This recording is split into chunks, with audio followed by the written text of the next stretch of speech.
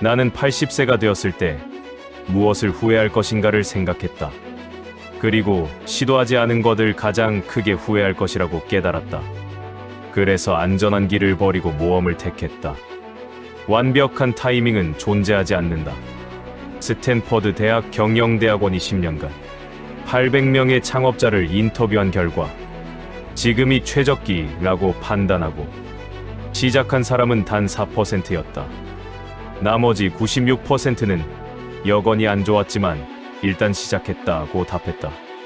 자본도 부족했고 시장도 불확실했으며 경쟁도 치열했다. 하지만 그들은 타이밍을 기다리지 않았다. 타이밍을 만들었다.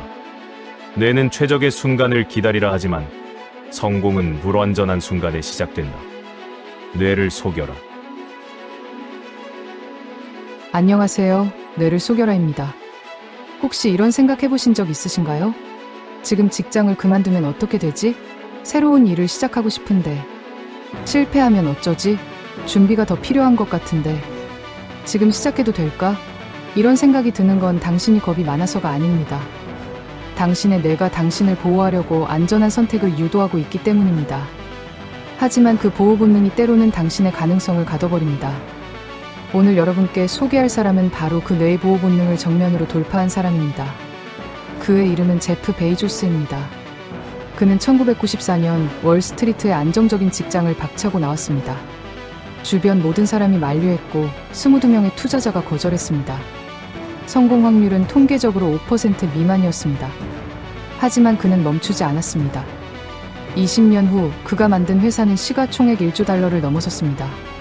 그는 특별한 사람이었을까요? 아닙니다. 그는 단지 자신의 뇌를 속이는 방법을 체득했을 뿐입니다. 오늘 여러분께 들려드릴 이야기는 한 사람이 뇌의 보호 본능을 어떻게 극복하고 불가능을 현실로 만들었는지에 관한 이야기입니다. 나는 1964년 뉴멕시코주 알버커키에서 태어났다. 어린 시절은 평범했지만 언제나 뭔가 더 큰 것을 해야 한다는 생각이 머릿속을 떠나지 않았다. 10살 때였다. 학교 도서관에서 컴퓨터를 처음 봤다. 초록색 글자가 깜빡이는 화면이 신기했다. 선생님이 간단한 명령어를 가르쳐줬고 나는 그것을 따라했다. 화면이 내 명령대로 움직였다. 그 순간 나는 느꼈다. 이것이 내가 평생 할 일이라는 것을. 20살, 나는 프린스턴 대학에서 컴퓨터 공학을 전공했다. 졸업 후 월스트리트의 한 투자회사에 취직했다. 연봉은 괜찮았고 직장은 안정적이었다. 하지만 매일 아침 출근할 때마다 나는 생각했다. 이게 내가 하고 싶은 일인가? 밤마다 나는 인터넷이라는 새로운 세상을 탐색했다. 1994년 인터넷 사용자 수가 전년 대비 2300% 증가했다는 기사를 봤다. 그 숫자가 내 머릿속에서 떠나지 않았다. 28살, 나는 회사를 그만두기로 결심했다. 주변 사람들은 모두 말렸다. 안정적인 직장을 왜 그만두냐고, 미쳤다고 했다. 상사는 나를 따로 불러 말했다. 좋은 아이디어지만 이미 직장이 있는 사람이 할 일은 아니라고. 그날 밤 나는 아내와 긴 대화를 나눴다. 아내가 물었다. 정말 확신하는 거냐고. 나는 고개를 끄덕였다. 확신은 없었지만 하지 않으면 평생 후회할 것 같았다. 우리는 시애틀로 이사했다. 아내가 운전하는 동안 나는 뒷좌석에서 노트북으로 사업 계획서를 썼다. 도착해서 차고를 사무실로 만들었다. 책상은 문짝으로 만들었고 의자는 중고로 샀다. 첫 번째 투자자를 찾아갔다. 거절당했다. 두 번째도 거절당했고 세 번째도 결과는 같았다. 22명의 투자자가 내 제안을 거절했다. 그들은 말했다. 온라인으로 책을 판다고? 누가 그런 걸 사겠냐고. 하지만 나는 멈추지 않았다. 부모님과 지인들에게 투자를 받았다. 그 돈으로 서버를 샀고 웹사이트를 만들었다. 1995년 7월 16일 아마존닷컴이 문을 열었다. 첫날 주문이 들어왔다. 일본에서였다. 나는 손이 떨렸다. 정말 된다는 걸 실감했다. 하지만 현실은 녹록지 않았다. 주문은 들어왔지만 배송이 문제였다. 포장할 공간도 부족했고 직원도 부족했다. 나는 매일 밤 11시까지 일했다. 주말도 없었다. 아내와 몇 명의 친구들이 함께 박스를 쌓고 테이프를 붙이고 라벨을 붙였다. 한 달 매출이 2만 달러였다. 적자였다. 2달째도 적자였고 3달째도 마찬가지였다. 30살, 아마존은 여전히 적자였지만 고객은 늘어났다. 나는 매일 고객 이메일을 읽었다.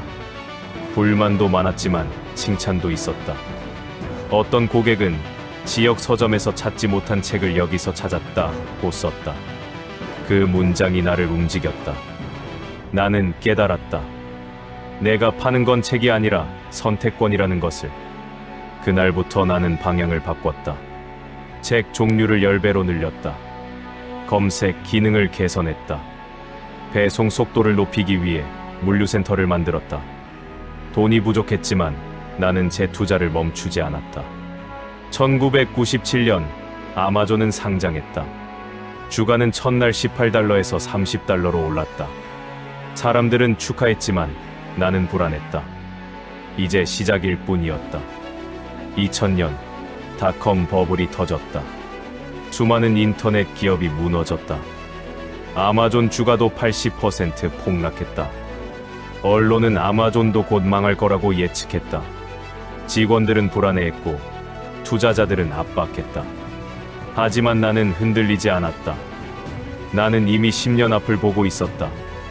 고객이 원하는 게 뭔지, 기술이 어디로 갈지 알고 있었다. 35살, 아마존은 흑자 전환에 성공했다. 책 외에 전자제품, 의류, 생활용품까지 팔기 시작했다.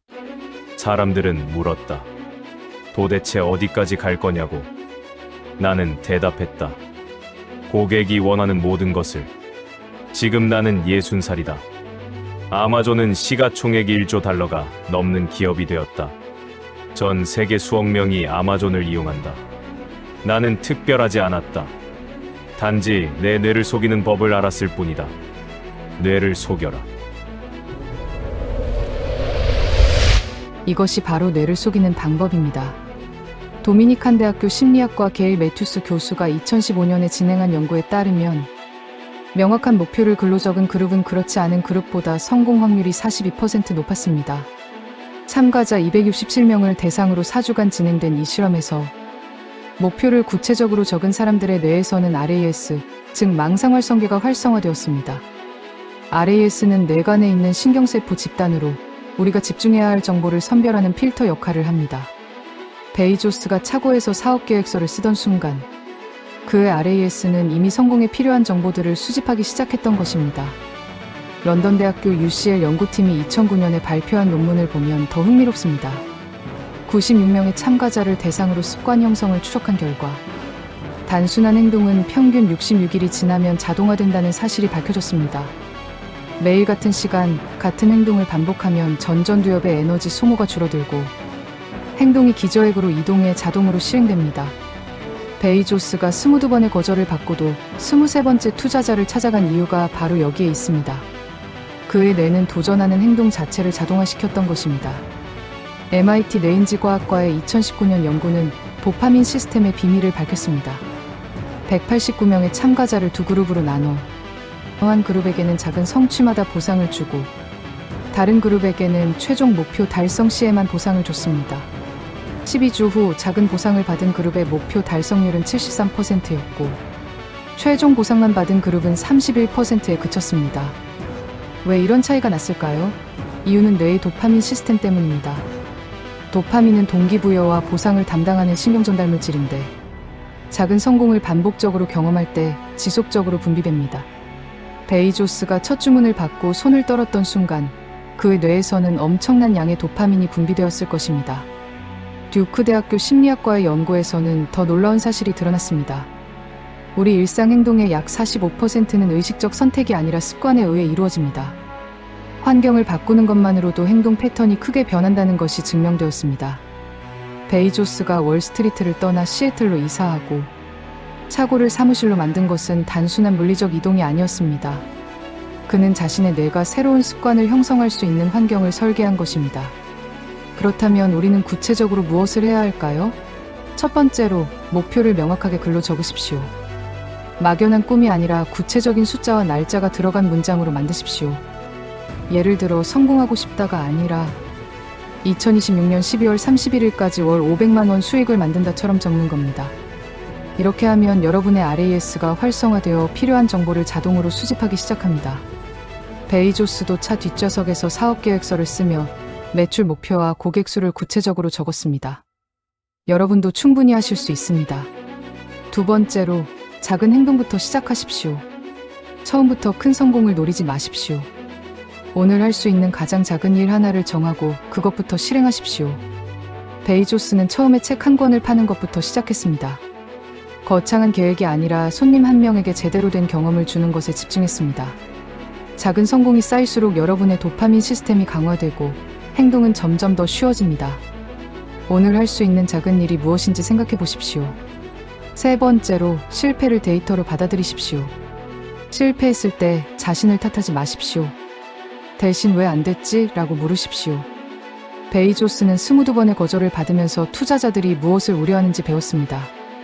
그리고 23번째 투자자에게는 그 우려를 미리 해소하는 방식으로 제안했습니다.